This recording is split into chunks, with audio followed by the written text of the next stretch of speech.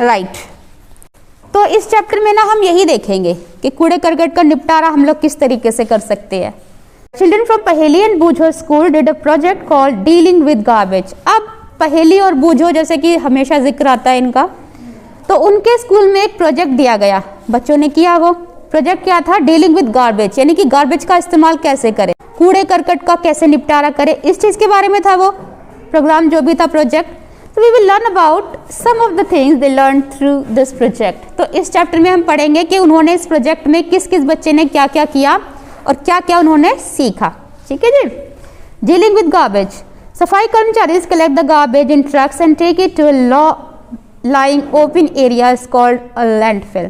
जो सफाई कर्मचारी होते हैं हमारे यहाँ से कूड़ा करकट ले जाते हैं और वो ऐसी जगह देखते हैं जहाँ पर कि ढलान, मतलब एक जो कूड़ा करकट वो लेकर जाते हैं ऐसी जगह पे डालते हैं जहाँ पर कि ढलान हो, मतलब ज़्यादा ऊंचा ना हो, लेवल करने के लिए, है ना, वहाँ पे डाल देते हैं उसको। सो उसको लैंडफिल बोलते हैं। लैंडफिल मतलब जैसे गड्ढा भरते हैं ना, जैसे मान लो कहीं पर कोई जमीन ऊंची है, कुछ नीची है,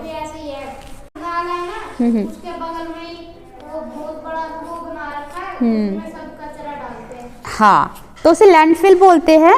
There the part of the garbage that can be reused is separated out from the one that cannot be used as such। Thus, अब देखो कुछ कूड़े का तो निपटारा इस तरीके से किया था, उसमें से भी वो कूड़ा देख लिया था जिसका इस्तेमाल कुछ दूसरे तरीके से कर सकते हैं।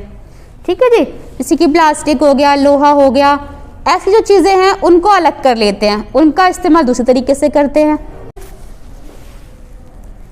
है ना। ये बड़े बड़े ट्रक जो है वो लेकर आते हैं और जहाँ पर भी गड्ढे वाली जगह दिखाई देती है, गहराई दिखाई देती है, उसमें भर देते हैं। तो इसको क्या बोलते हैं?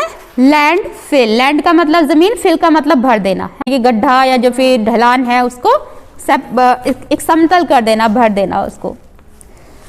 तो garbage has both useful and non useful components. अब जो गार्बेज होता है उसमें कुछ चीज़ें यूज की भी होती है और कुछ चीज़ें यूज की नहीं भी होती है, अनुपयोगी होती हैं।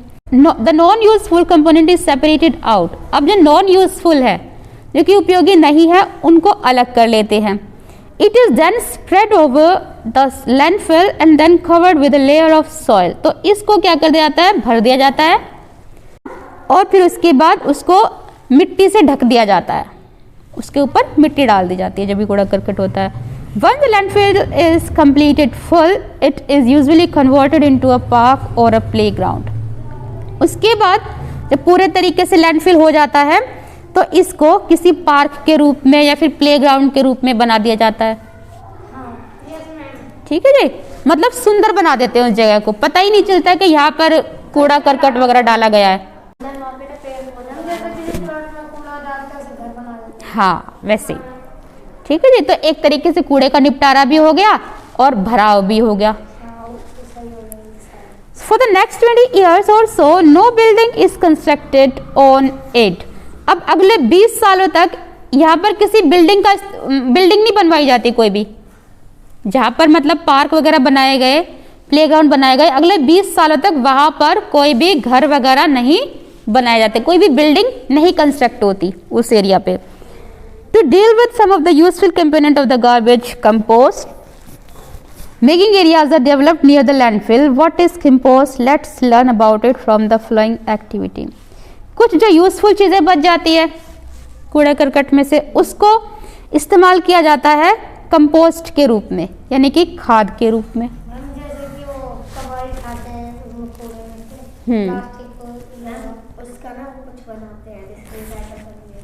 हाँ, so Paheli did wonder as to what could be useful garbage and why was it thrown away in the first place in the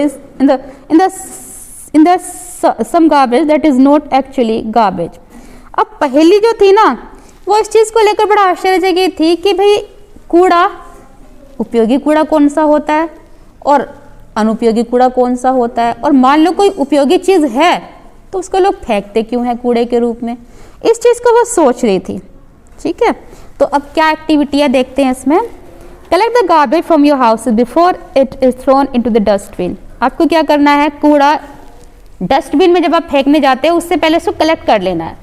separate it into 2 groups so that they have, उनको 2 group में divide करना है।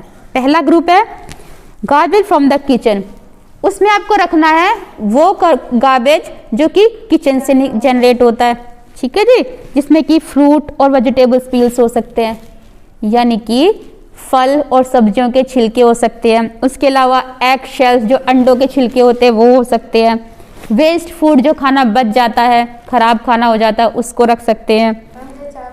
हाँ, tea leaves include newspapers हो सकते हैं। Dry leaves सूखी पत्तियां हो सकती है। And paper bags in this group, और पेपर बैग हो सकते हैं। तो ये पहले ग्रुप में रखा, ठीक है जी। दूसरे ग्रुप में रखना है आपको पीसेज ऑफ क्लोथ्स, कपड़े के जो टुकड़े हो जाते हैं वो, पॉलीथीन बैग्स, ठीक है जी, ब्रोकन ग्लास यानी कि जो टूटे हुए ग्लास वगैरह, glass cup etcetera, aluminium rappers. Aluminium rappers कौन से होते हैं? जिसमें हम खाटियाँ लपेट के लेके आते हैं, उसको बोलते हैं।